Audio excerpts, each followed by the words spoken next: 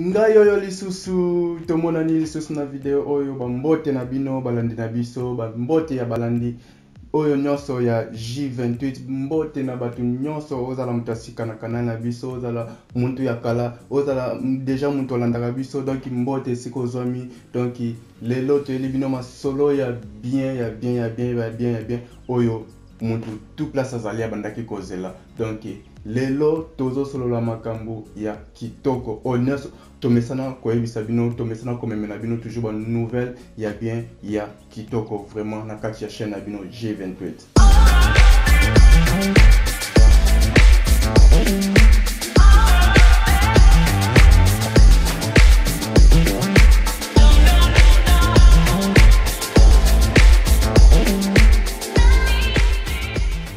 Boyeli malamu na J28 na chaîne na bino bolingaka mingi pona oya yebinga itaza mutasika na canal na biso nga kombo na ngai Joel nazali résident na kati ya Portugal awawa. Alors na chaîne na biso oyo eza chaîne oyo tomemela bino ba nouvelle ba makambo ya bien to actualiser bino to expliquer bino pe to faire comprendre bino makambo nini oyo il faut pas kosala et puis ba nouvelle nini boningi ko oyeba oyo bino boza intéressé boyeba. Alors pona yo mutasika na kati ya chaîne na biso kobosana te ko s'abonner vraiment massivement pour ozala toujours connecté et puis ozala toujours notifié tant que tozopesa ba publication ya sika yo pe muntu olandaka biso déjà donc eza déjà malamu mais kobosana te ko tia ba j'aime na yo ko partager puis ko landa biso na Instagram donc na Instagram pe toza kuna topesa ka ba idée to partager pe ma solo ya bien kuna avant to ya ko publier ngo pe na kati ya YouTube. Alors ko bosana te ko s'inscrire vraiment ko partager vidéo massivement na batu mususu. Donc na chaîne na biso lelo to bino ma solo ya bien ma solo ya kitoko ni solo ngo zani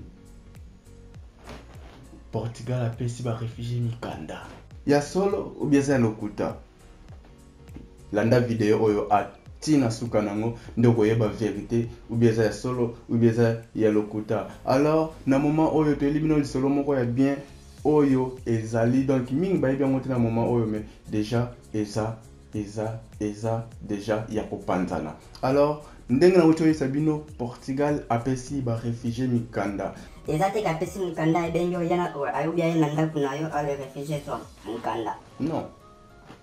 C'est clair. Alors, ça, tu dis que Portugal a payé les réfugiés Mukanda, c'est-à-dire à faciliter les réfugiés dans le procès ya Mukanda. Donc, est commis facile pour les réfugiés à Mukanda na kati ya Portugal. Alors, na kati ya vidéo, tu expliquer bino comment et puis tu confirmer na bino bien et clair na kati ya site ya chef yemoko donc chef aza yemoko muntu oya soka responsabilité yaba réfugiés beba immigré na kati ya Portugal awa. Donc il kambamo zanini gouvernement abimisi loi ya sika na janvier oyo par rapport ya oyo etali réfugiés azo vivre na kati ya Portugal, c'est-à-dire loi nini abimisi article moko oyo azo faciliter réfugiés nyonso oyo azali susu na dépendance ou bien azo appartenir lisusu te ou bien azali kozala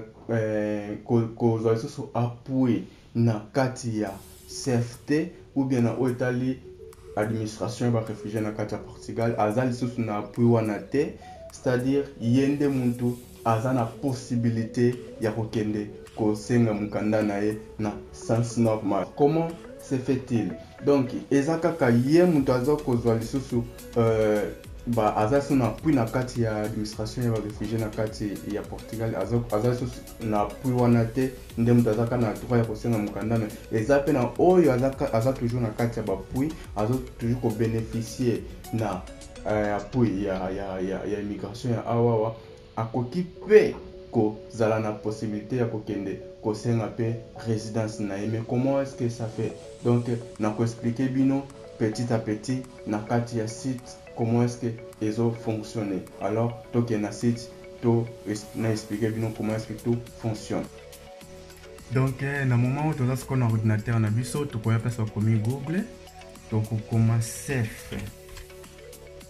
Ok, c'est fait moyo donc CEF oyo aza organisation oyo eza responsabilité pour la makambo nyonso etali immigration réfugié nyonso na kati ya Portugal. Donc nyonso eza basé awa bango, donc bato bakontrolaka immigration nyonso, donc ngunda nyonso bango bato basurveillaka nyonso bakontrolaka nyonso. Organisation oyo CEF oyo babengi service d'étranger et frontière, donc ye mutu aza responsable ya immigration na kati ya Portugal.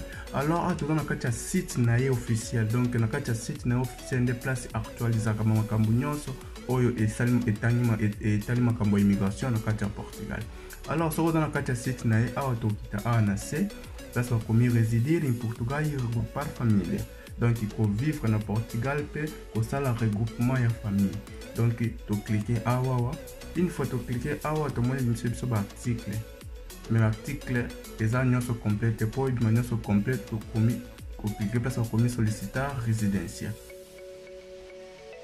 Appuyer awa na situation famille, donc situation spéciale. De moment est-ce que l'article nyonso est bimi en complet. Donc on a vu ces articles 122 numéro 1 alinéa F ou bien na lingala français tokoloba article 122 ligne F numéro 1.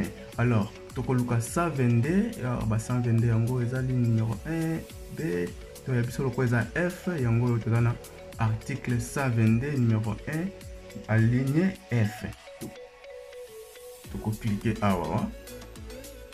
Ok, donc et lobby boys sollicitation ya résidence, donc ya résidence na Portugal, situation spéciale article 122 numéro 1 alinéa F qui est des charges de bénéficiaires de direct de asile en Portugal, donc c'est-à-dire de oyo atiki ko bénéficier na ba droit ya asile na kati ya Portugal. Ok, toko s'intéresser awa.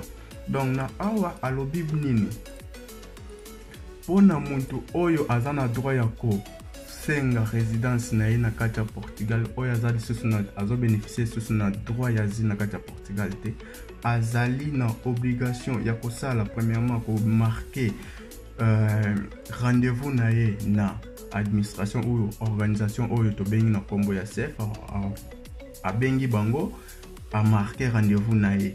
Et puis jour qu'on marquer rendez-vous na ye biloko nini il faut azala nango na kati ya maboko na ye, donc il faut amema des photographes, des photos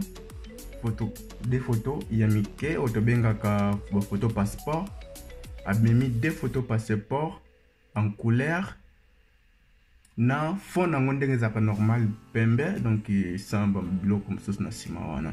Et puis ezala photo récent, donc photo oyo uti kokanga bakala mingi te, donc ezala actualiser photo wana. Et puis deuxièmement il faut quand même comprovative de chemin sollicitation conforme prévu no portaria.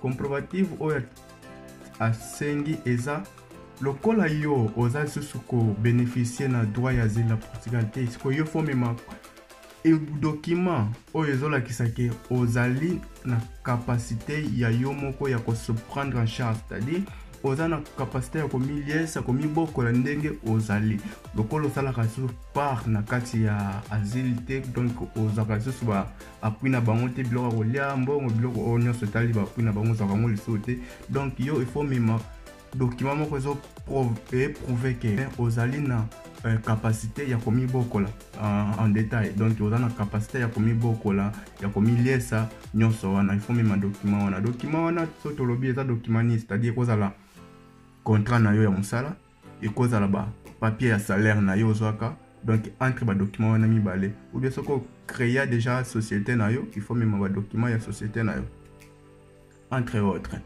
Troisième point, à lobby comprovative de disponible de logement, c'est-à-dire il faut au même document oyo ezola kisake ofutelaka ndaku yomoko, c'est-à-dire document futela ndaku yomoko eza contrat ya ndaku, tango ke kozwa ndaku na yo futela basa yo na kolo ndaku busala contrat, donc contrat wana il faut même contrat wana eza document ezola kisake ozali na na ndako ozali na place ovandaka na nzela te na balabala te, moza na place ovanda, c'est-à-dire tant ovanda wana ela sadaki ofutaka ndako, alors eza déjà pas oyelakisa ke ozomizwa en charge.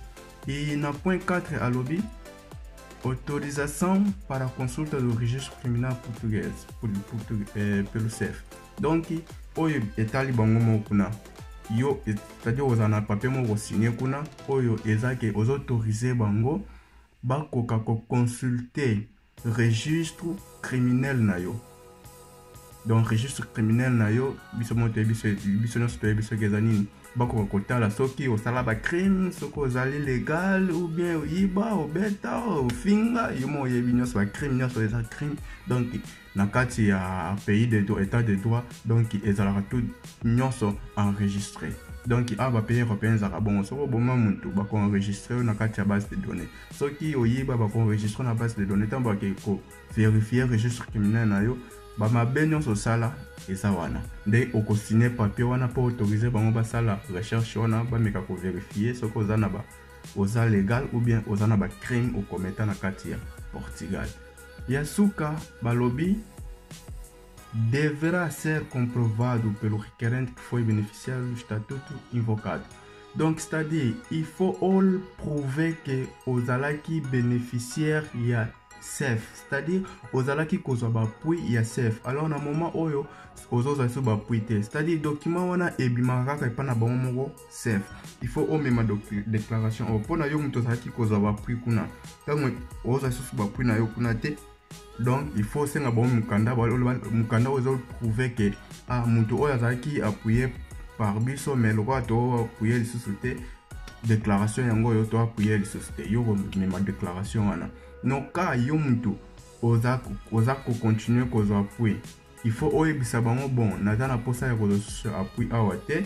Donc na kati makambo nyonso nazalaki nango ya asile na bimi na makambo asile wana nde bango bakopesa o déclaration baloba mutu andaki kozwa bénéfice na azanale ko bénéficier na makambo na biso awa mais azo bénéficier lisusu te alongo déjà na système na biso déclaration yango bapesa déclaration. Donc osangisi mikanda oyo donc ndenge za 5 boye ndenge basengi omemi yango na CEF place ozwi rendez-vous na yo po osenga résidence na yo. Donc kobosa na pete komema passeport na yo na identité na yo ya Portugal ozala nango so peza la papier ya 2 mois so peza ya 6 mois so peza résidence normale. Donc identité na yo ya Portugal oya awa. Donc kobosa na pete komema yango na passeport na 5 documents obasengi. Donc il faut omema yango kuna nde okotisa demande na yo. Donc oza na 100% ya kozwa mukanda na yo sans problème, sans ba question, sans makambo mususu elandi na sima ezate. Donc oza na mukanda na yo assuré. Donc vous comprenez ndenge touti ko confirmer na bino na kati ya site ya CEF yemoko ma confirmation ya masolo nyonso ndenge ezali na kati ya administration ya réfugiés na kati ya Portugal. Donc c'est-à-dire eza déjà validé ko umela na yote yo muto za na posa ya mukanda njela déjà yango wana. Donc eza plus facile, très facile pour ozo mukanda na yo. Alors ko bosa na te ko s'abonner na chaîne abiso G28, s'inscrire vraiment, s'abonner et puis partager vidéo, aimer vidéo. Donc kobo sanate kolanda na Instagram tozana pona kopesa bino toujours ba nouvelle parce que to solo ka bo solo bino mo boyebi ba solo nyonso ya bo solo ezana kati ya chaîne biso G28. Alors partagez vidéo massivement kobo sanate ko s'inscrire tokutani na vidéo oyo elandi.